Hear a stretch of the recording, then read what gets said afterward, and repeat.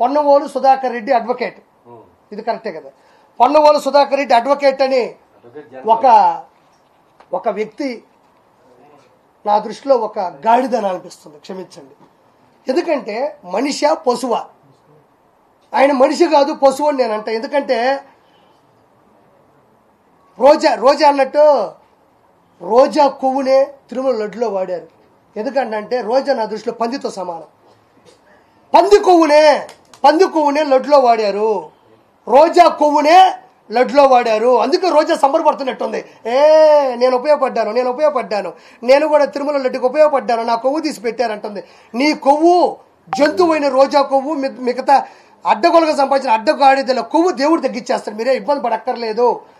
పొన్నవోలు సుధాకర్ రెడ్డి మాట్లాడుతున్నాడు ఏమనంటే, ఏమైందయ్యా నెయ్యి 350 400 ఉంటుంది, జంతువుల కొవ్వు 1500 రూపాయలు లేకపోతే 1000 రూపాయలు, దానికన్నా కాస్ట్లీదే కదా వేసింది అంటున్నాడు.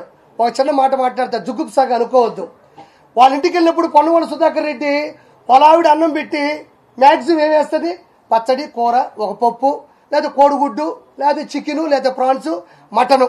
ఆయన వరకు తినే మటన్ భోజనం ఒక 300 ఉంటుంది. ఈడాడో బీహార్లో పెంట ఉంటుందంట, పెంట 3000 రూపాయలు అంట కేజీ. అది బీహార్లో దొరికే పంది పెంట 3000 రూపాయలు అంట కేజీ. పొన్నవోలు సుధాకర్ రెడ్డి, నువ్వు మటన్తో తింటేనే 300 అయితే మీ ఇంట్లో, నేను పంది పెంట కలిపి పెడతా ఫ్రీగా నీకు, నువ్వు తిను. నువ్వు తినరా గాడిదా, నువ్వు తినరా అడ్డగాడిదా. హిందువుల ధర్మాన్ని నాశనం చేస్తుంటే నువ్వు అడ్వకేట్గా ఉండి ఏది మంచి, ఏది చెడు, ఏది పద్ధతి అని కూడా మినిమం ఆలోచించకుండా, నేను గాడిదన్నా అడ్డగాడిదన్నా మించిన బూత్ ఏంటంటే కొవ్వు పదార్థాలు కలిపారు, నెయ్యి కన్నా విలువైన అట్టాడు. విలువ అనేది నువ్వు డబ్బులు పడి చెప్తావా? ఒక ఆచారం ఉన్నదా? ఒక ఆచారం, ఒక పవిత్రత, ఒక విశిష్టత, అంటే దేవుడికి సంబంధించినటువంటి దానికి సంబంధించినటువంటి ఒక ఆలోచన ఉన్నదా? పూజారులు, పండితులు అనాథ కాలం అంటే పురాతన కాలం నుంచి వచ్చినటువంటి విగ్రహ ప్రతిష్ఠ ఉన్నదా?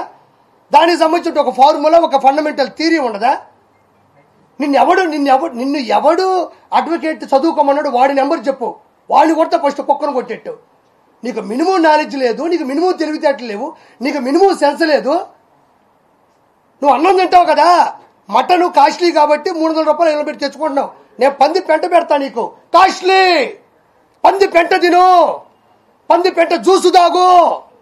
అడ్డగాడిదా, యాడ లాయరు నువ్వు, యాడ అడ్వకేటు నువ్వు నీ నుంచి ఎవడు ఇన్స్పిరేషన్గా పొందాలి? ఇక్కడ హిందూ మత ధర్మాన్ని విరుద్ధంగా మాట్లాడతా ఈ విధంగా మాట్లాడతావా? ఒక మాట చెప్పండి, అది తప్పా కాదా అన్న? చెప్పన్నా, నిజంగా చెప్పండి. కొవ్వు పదార్థం కలుపుతాము, అది ఎక్కువ రేటు కదా అంటున్నాడు.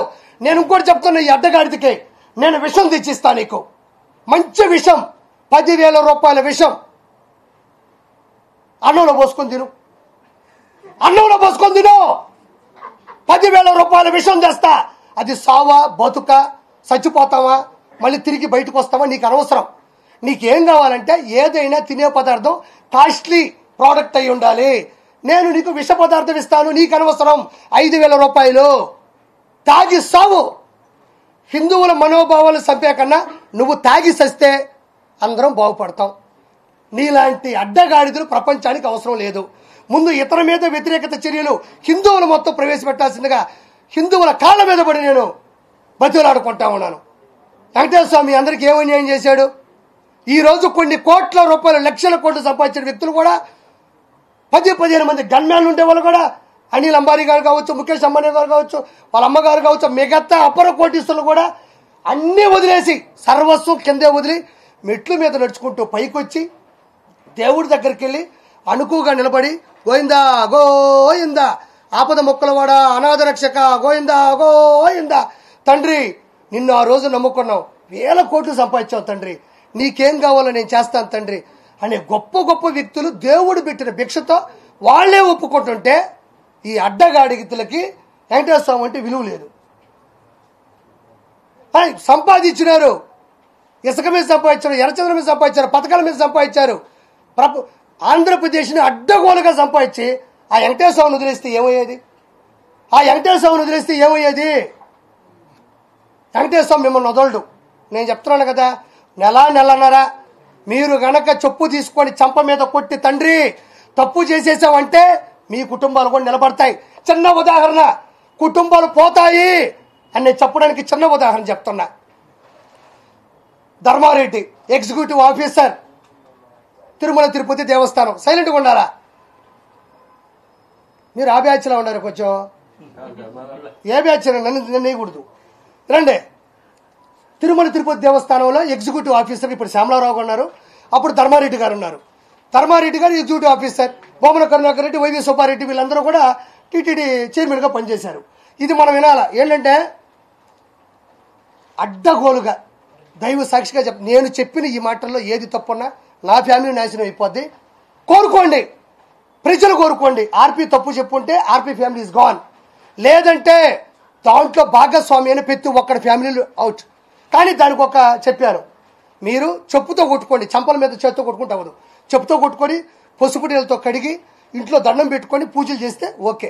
ధర్మారెడ్డి ఈయన బొమ్మన కరుణాకర్ రెడ్డి, వైవి సుబ్బారెడ్డికి, జగన్మోహన్ రెడ్డికి పక్కా బ్రోకరు.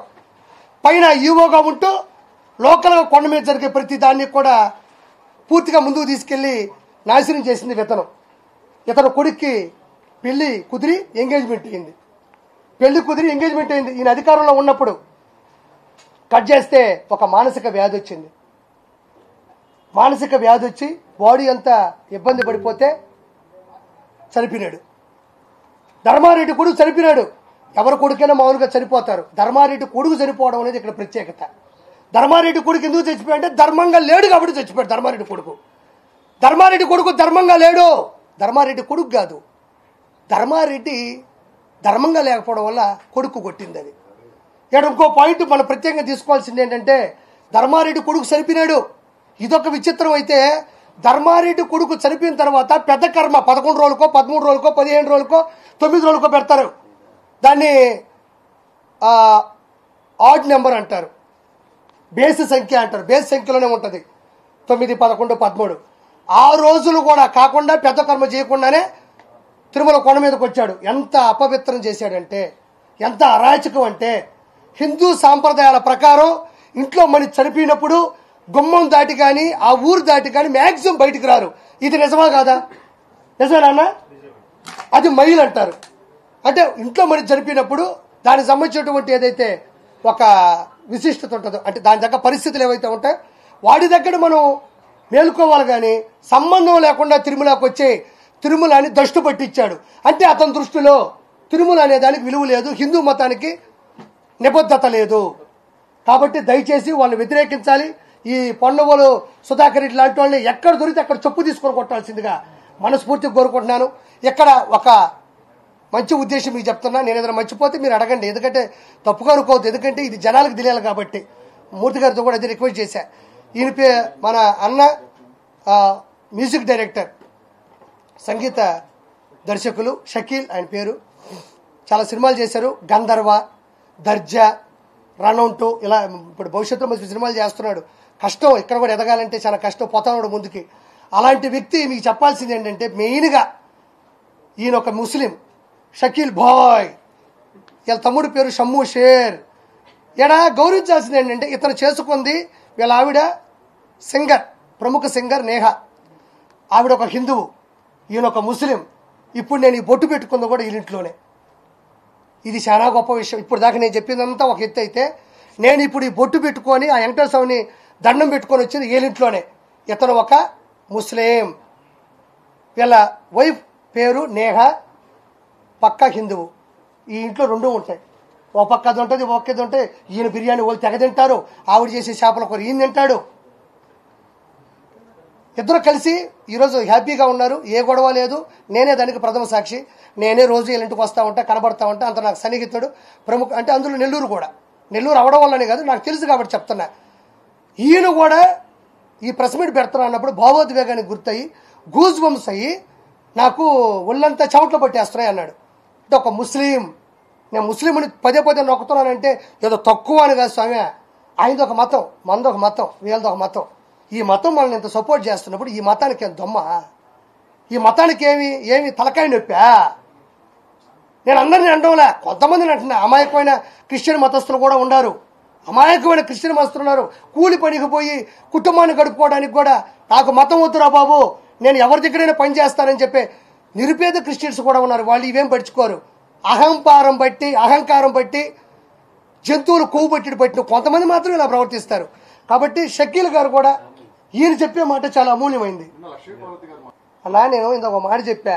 ఇదేంటంటే అన్నేమంటాడంటే, లక్ష్మీపార్వతి ఉంది కదా, జగన్మోహన్ రెడ్డి చాలా మంచోడు అంట, చూసావా ఏడస్తుంది. అప్పటికప్పుడు శివుడి అని చూస్తుందో తెలియదు. నిజంగా యాక్టింగ్ అలా. అసలు మీకు క్వశ్చన్ తెలుసా, ఎన్టీ రామారావు గారికి కూడా తెలియదు ఆయనకు మించిన ఆర్టిస్ట్ ఆయన పక్కన ఉందని. నిజంగా చెప్తాను, నేను అబద్ధం మాట్లాడడం వల్ల. ఎన్టీ రామారావు గారికి కూడా తెలియదు తన పక్కన తన మించిన ఆర్టిస్ట్ ఉందని చెప్పేసి. అన్నేమంటే అవన్నీ ఫేక్ డాక్యుమెంట్స్, దాన్ని చంద్రబాబు నాయుడు గారు వాడుకుంటారు, హిందూ దేవాలయాలు కూడా వాడుకుంటారు అంటున్నారు. నేను అదే ఇందా చెప్పింది. హిందూ దేవాలయాల్ని చంద్రబాబు నాయుడు గారు ఆడుకుంటే కర్రిచ్చి కింద నుంచి పులులు ఉన్నాయని కర్రిచ్చాడు జగన్మోహన్ రెడ్డి. అందులో పవన్ కరుణాకర్ రెడ్డి వీళ్ళందరూ కూడా ఉంటుంది. నేను ఒకటే మాట చెప్తున్నా జగన్మోహన్ రెడ్డికి, అన్నడికి దానికి చిన్న లీడ్ ఇస్తున్నా. అది అబద్ధం కదా, పులులు వస్తున్నాయని కర్ర కూడా అబద్ధం కదా.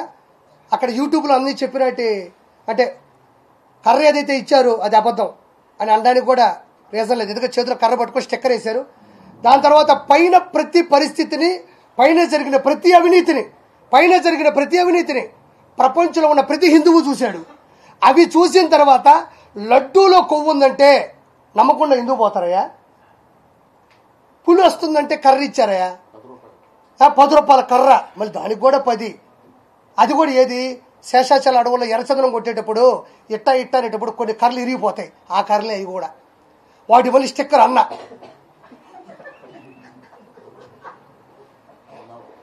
అంటే ఇంకో రీజన్ ఉంది. ఆ పులులు మనోని చూసేయంటే ఓరని అమ్మ వాడవ వీడితో మనకి ఎందుకు నేను పోయే అవకాశాలు కూడా ఉన్నాయి, క్షమించాలా. రెండో పాయింట్, జగన్ అంటే నేను అక్కడ జరిగిన పరిస్థితులు ప్రపంచం మొత్తం చూసిన తర్వాత లడ్డూలో ఇది ఉంది అంటే నమ్మని జనాలు ఉంటారంటే నేను నమ్మను.